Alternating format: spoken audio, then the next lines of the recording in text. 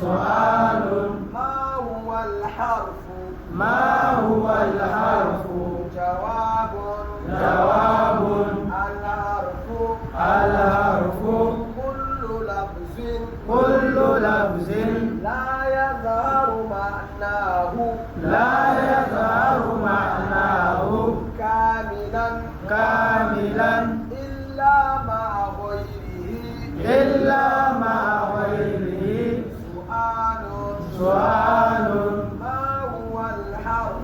ما هو الحرف جواب الحرف كل لفظ لا يظهر معناه كاملا إلا مع غيره إلا مع